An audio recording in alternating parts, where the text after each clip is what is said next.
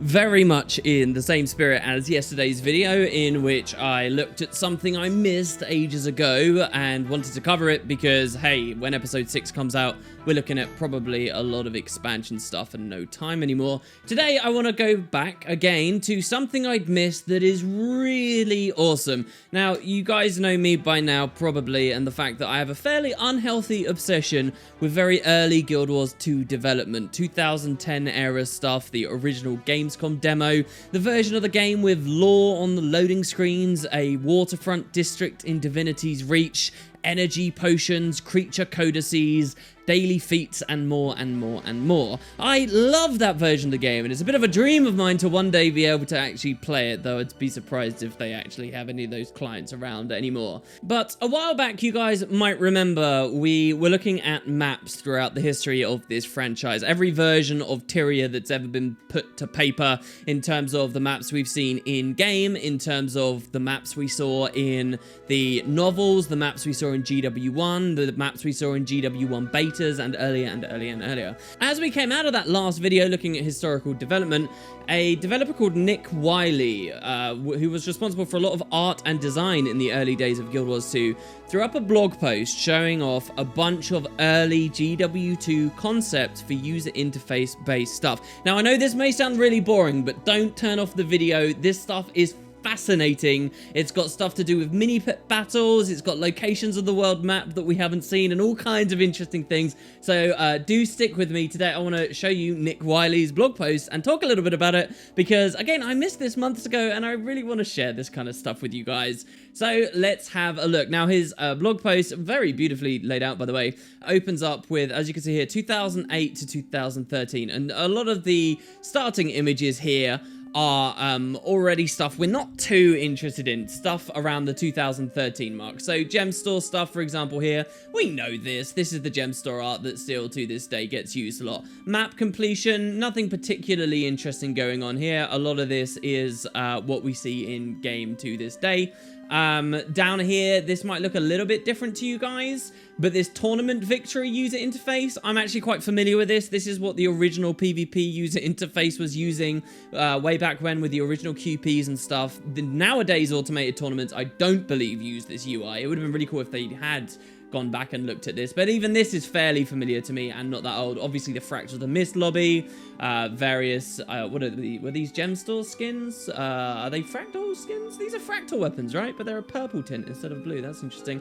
A bunch of item icons and things that we've seen before. World completion you guys have seen before. Nothing too out of the ordinary just yet. So instead, let's scroll further down to this section here, which they simply call UI mockups. And Nick explains this. He said, below are some panels and user interface systems that I helped design and then worked with programmers to get into the game. There are a handful of initial designs and redesigns for every system. I'm showing these because these are closest to what ended up in the final game. Here's a video with some quick animated mockups I created using Photoshop and After Effects on top of game footage that we'd captured with Fraps. This allowed us to quickly see how something might look before we got any programmers involved. Here already you can see this is early Queensdale. What you're looking at is not the earliest of footage, funnily enough, because you can see that we don't have energy. We have an endurance bar on the right where the energy bar used to be before it was then shifted on top of the health ring. We also have the circular compass before that turned into a square mini-map. A lot of people still to this day want a toggle to be able to swap between the two. Obviously the square gives you a lot more visibility than the circle, but the circle has a certain nice flair to it. And also you can see that at this point when Nick did this video, the Elementalist Scepter skills were what they eventually would become. Some of the earliest footage we have, you know, Phoenix wasn't even on the Scepter. Phoenix was a staff skill and all kinds of interesting stuff like that. But here, you can see some elements of UI that didn't make it into the game in the end. That thing there with Farmer Deer, we don't really see so much. Here you've got him testing out the square mini-map and the scrolling in and out. You can also see some weird dynamic event things here. This is really interesting. A bunch of random skill icons, I think inherited from GW1 on the skill bar, including a heal skill that isn't even, you know, his heal skill. We're not really supposed to focus on that too much, but check out what happens as this warrior attacks the bandit it's actually showing the names of the skills going above people's, and this is very, very classic MMO-y. This obviously never ended up being in Guild Wars 2 at all. But yeah, you got slash there and eviscerate and so forth. Here's a really fancy looking adrenaline building animation. This here is, it looks like a break bar. I don't actually think it is though. I think there's an energy bar. Here you can see this person drinking a potion and getting health back. And here we can see some other maybe weird design. And finally, the chest opening animation that we're all more than familiar with. But so moving quickly on, over here you can see a really cool post. This shows some old stuff that maybe you guys aren't familiar with. We have achievement points, we have Drake Slayer, that ended up in the game, but you'll notice here it says 10 daily kills, and it says daily feat progress. People who really paid close attention to Guild Wars 2 as it was coming out might remember what feats were. Feats were kind of the original version of dailies, right? So each day you could go and you could do your feats. And feats had some varieties that never ended up in Guild Wars in the end. So, like, there were chain feats. So, if you killed a ton of enemies, but they were all bandits in a row, then that would be, like, a feat. Or there was just kind of what we see on Bloodlust sigils and stuff, right? Or, like, kill streaks. The kill streak booster, there were kill streak feats as well. And those ended up all going away, and they sort of moved away from the feat idea. But that was cool to see, at least on the blog post here. We got an image here. This actually isn't that alien probably to a lot of you guys who are watching right now. This is the original hero panel. Tell me in the comments if you don't recognize this, because this is kind of crazy. Look at how old this feels right now. This is back when traits worked differently, before specializations came in the game, before even we started spending 10 points at a time, when you could just spend, say, 4 points in fire magic and not even get the first minor or whatever. There is an additional thing on the user interface here, though. You'll notice on Arcane for this Elementalist up here, this Ellie has got, like, a special icon representing a conjure trait, I guess that is, which never made it into the final release of the game. Here you've got the original stats before they refined them, and then refined them again, and then again when Heart of Thorns came out. So the list is not as comprehensive as it is in Guild Wars 2 of these days. You've got master level stuff only unlocked at level 40, if you guys remember, after you bought a specific skill book from a specific trader, and then level 60 for Grandmaster again. Old stuff there, but shouldn't be too alien for the old timers. So that's kind of cool. Here's something wild, never appeared in game, and this is where things are getting a bit more interesting. Account verification. So this is a thing in Guild Wars. You can verify, you can go two-factor authentication. I would recommend people do it wholeheartedly. They give you a Minipet, but that's all done like through the launcher and through the website, I think. It's not actually a panel that exists in-game. Here we have a UI mock-up for it actually being in-game, though. An Asura with some kind of Asuran-invented telephone here we've got. And yeah, apparently you could verify it in-game there, or maybe that was an idea that obviously never ended up becoming a thing. Quick look at a contacts panel here.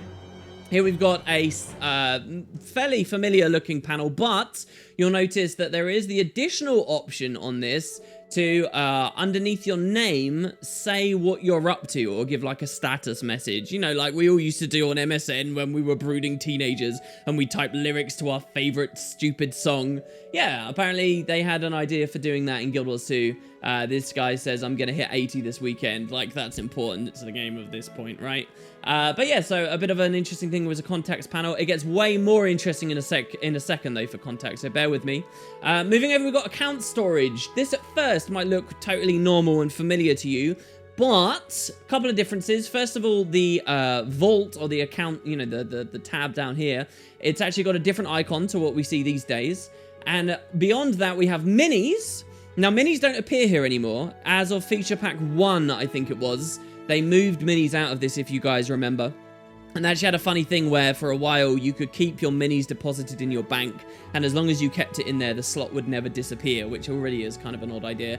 This is all now on a totally different area of the user interface, and players of Guild Wars 2 of today wouldn't recognize this. But even cooler than this, down here, check it out, creature codices. 0 out of 100. I'm guessing that 100 is a placeholder. So in some of the earliest playable betas and things for the game, you could see these were in here, and I think the maximum number of codices was actually like 64 or something. So I think that's just a random number. He's winged it and thrown in there.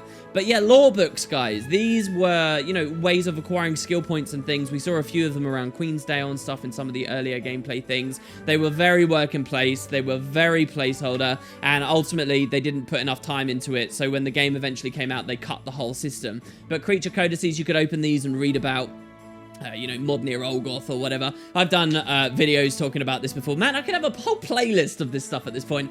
But fascinating nonetheless, and I love to see this. You've also got this interesting icon in his inventory here, this pill. I'm not quite sure what that is, but it's familiar to me for some reason. I don't know why.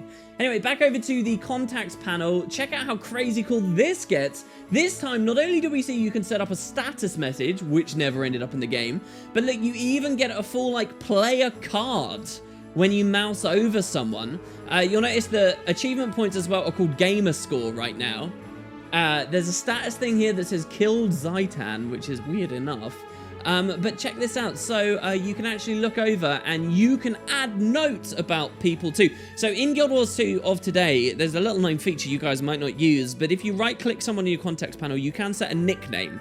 So if I find like a right bastard while I'm playing the game, or if I find someone who's impressed me in a certain way or done something specific, like once upon a time someone donated a legendary to our guild, you can nickname that person and say, hey, this is the guy that donated the legendaries or whatever. But here we can see a mock-up for a far more robust version of that system, where the player's actually given a note, this player is terrible. And, you know, their guild's there, where they currently are, their level, and so forth. Obviously, a lot of this stuff isn't too important, but look at that crazy high gamer score, guys. 81,632. It's weird because there's also these stars, and I'm not quite sure what the stars are supposed to be, unless that's meant to be map completion, because you remember we get a star from doing map completion. And it's funny to think of that's what the devs once upon a time thought, that map completion was going to be so rare and so defining that you could dedicate an area of the contacts panel to it. Nowadays, it just feels like everyone has it, and that would be really weird, right? Just you'd have all these stars there. But so yeah, it's interesting to see which parts of this they managed to pull forward and put in the game, and which ones they didn't. Moving on, we got the guild emblem. As far as I can tell, there's nothing different about this. Except, wait, do we get weapon previews? I mean, maybe that's different. That's pretty cool. Moving on, Mystic Forge. Oh, sorry, just regular Forge with the Discovery crafting. This pretty much is exactly what it ended up being in the game, except this idea of having a title on your discipline. So this is a journeyman weaponsmith here. It's actually listed. Of course, we skip past most of that these days with all the crafting guides. Over here, we have very early cooking. You can go through the list. I guess this is all placeholder stuff. Autumn Nectar, Stick of Mystery Meat. Some of this stuff actually is in the game. I don't know if all of it is. But, I mean, it's obviously very placeholder. Shepherd Pie recipe with stats plus 100 and stats plus 100. But here, it's actually giving you a preview of how much an item fetches on the TP before you craft it, which also is a very cool idea. And maybe a shame that that never became a thing. Early Mystic Forge UI, and it's funny that basically this is exactly what the Mystic Forge UI is that we get to this day. This is one of those things people are very much asking for an update to. Please, can we get new Mystic Forge animations and UI? It does seem pretty old, right? Okay, so the next one. This one's really cool, okay? This really caused me to geek out when I first saw it. Hero panel, all right? So first of all, we got equipment, we got traits, we got personal story, crafting, achievements. And then at the bottom, we have a little doggy. This is not anything in Guild Wars 2. Never has been. And it's a sign of maybe some stuff the devs were playing with, hoping to get into release, but they never did in the end. This is mini pet management on the hero panel. Now, we have something similar to that these days. But look at this. This is basically being able to fight your minis. So was this kind of an interpretation of Polymock? Because people always thought that if Polymock came to Guild Wars 2, it would be mini pet fighting, right? But there's no mention of the word Polymock anywhere here. But it does seem like at some point they were going to go, you know, the full distance with a mini pet system where you could fight your minis. And let's have a look at what they've got here. So you are the summoner of your minis. So you're a summoner with regard to this. And the summoner would have different stats. So the more you fought your minis, you'd have different like leveling and builds and things for your summoner. So the summoner stats were assault, presumably like damage your minis could do, skirmish, maybe the speed of your minis, ranged, magic, siege, beast, and hero. It's funny because it feels like these stats should change based on the minis you have, but then maybe that's the idea. Over here you can see we have a deck. So maybe the idea was you would you'd define a bunch of minis that would be in your deck, and based on the stats of all those minis would affect your summoner stats or something. Here you've got inventory stuff, like even a potion, so would there be consumables associated with the system? It's crazy, isn't it, guys? And obviously they have to prioritize different things that they're going to be able to put in the game, so it's a shame this never came in, but maybe it was at the cost of something that was really good that made it otherwise. But here we can see a green Hylux. So the Hylux stats himself are attack, crit chance, defense, armor. These are very similar to the actual player stats we see in the game. Items, carrots, somehow interfaced with minis, did they? Would cooking have had a big thing here? And here you got deck, items, Minipet's promo set. I mean, it's wild, isn't it? Think about how great minis could have been in Guild Wars 2 if this all ended up coming forwards. And I wonder as well whether the devs are maybe going to draw on this at some point in the future. Who knows? But yeah, Minipet management, crazy stuff. Over here, we've got a little thing dealing with bag UI and buying more bags. Essentially what we ended up getting. We got Black Lion salvage kit, once upon a time called the Perfect Salvage Kit, and a few different items up above the inventory here. This rings a bell with me. Why do I recognize this? I've seen this before. But yeah, it's funny how much that looks a little bit like account storage as well, doesn't it, really? Here we got the old guild storage, very similar to what we got. We got stash, treasure trove, something tentatively called tier 3, which, as we all know, is the deep cave. And that's basically what it all ended up like, even down to the slot numbers. So it's funny how you know, well-defined some of these are and how they ended up, you know, it makes me question how close a lot of this stuff was. So moving on, now we got map and HUDs. Now, this is going to show you some very old stuff of the map, which we haven't seen for a long time. Now, this version of the map, I think, is the one we've got in-game these days. And a lot of this stuff has ended up going into Guild Wars 2. But here, check out this panel. This is the world map, right? And you'll notice that the artistry on this version of Tyria, it's such a shame that this is such a small, low-resolution picture. This is very different to what is in Guild Wars 2 of today. This is like early stuff. This entire design of this world map was very different back then. I've shown this off many times in the aforementioned map video at the start of today's. And you can even see how like placeholdery and blocky a lot of the different maps are that they've got penned out here. But on the left, it actually gives you a full list of all the hearts in all the maps that had currently been designed at that time, which is amazing, really. And you'll notice that the numbers are actually quite low. They also have, if you look very keenly at the bottom here, some idea for landmarks. I believe, guys, that this map predates the idea of vistas specifically. Now, vistas were added to the game quite late, and there's not even any mention of POIs. So was it that landmarks eventually became POIs? A little known fact about points of interest is when points of interest were first added to the game, they were a part of map completion stuff, but they were not marked on the user interface. And it made the exploration of Tyria feel very different. There was a certain immersive quality and community sharing essence to map exploration that just went away as soon as it became on the minimap and you could just zerg around from point to point to point. You used to have to ask people, hey, where is X bridge, or where is this, and you used to have to use your eyes to look around the landscape to see what might be potentially a point of interest because it looks interesting, and then that kind of went away by the time release came out. So this one's really interesting to me, and maybe you could even use this drop down box here to specify certain regions. Who knows? So what else have we got down here? Just some little stuff of party invites. That looks fairly standard. The circular mini map. Not quite sure what this little button on the bottom right is. Maybe you guys have got some ideas on that. Over here, I mean, it just goes on. How cool is this, guys?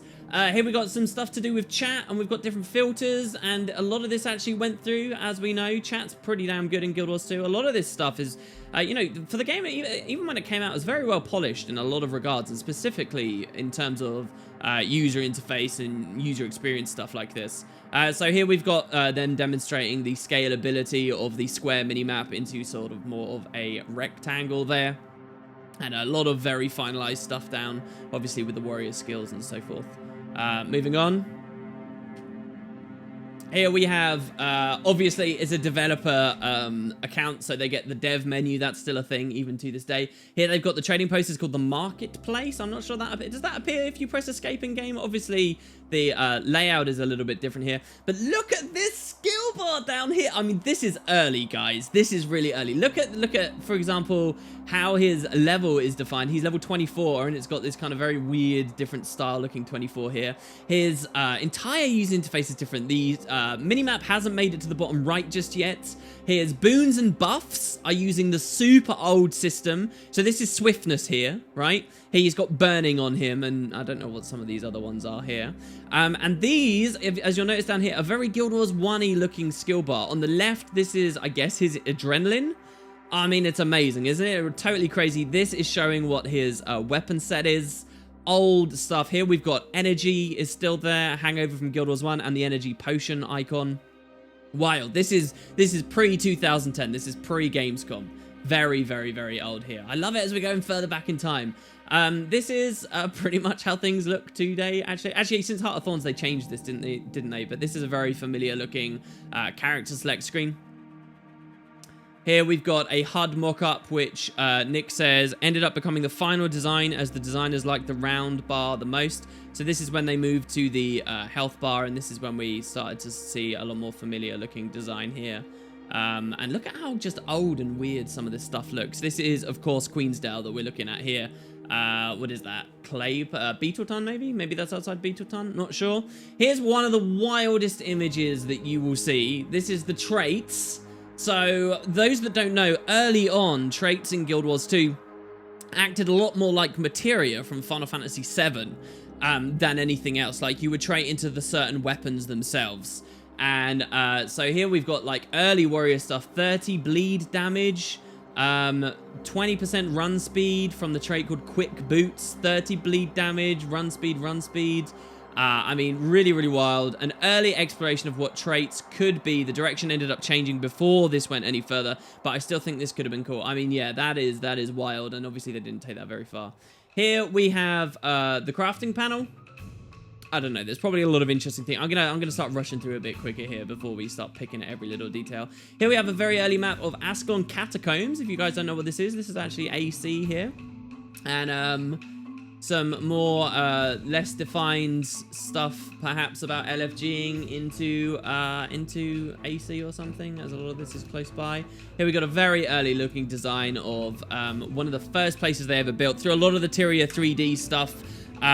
Where we were mining old clients. The devs had lots of versions of Shaymore, which is what this is, very early on, and I think that this was one of the earliest prototype places they ever built for Guild Wars 2, and then a random little bit of Holbrack here. So amazing stuff. I love posts like this. I really geeked out when I first saw this, and I couldn't wait to show this to you guys. I think there's even some more images elsewhere, and I might have missed something on one of the world map images for you guys. But yeah, I will continue to share this stuff as and when I find it. Hope you guys found something a little bit interesting too. I hope I'm not just geeking out to an empty room of people who don't care because it's not new news. This is cool, damn it, and I like to see where Guild Wars 2 has been and where it is going. So thanks very much for watching, guys. Let me know what you think, and I will see you tomorrow for more good stuff. See you soon, everybody.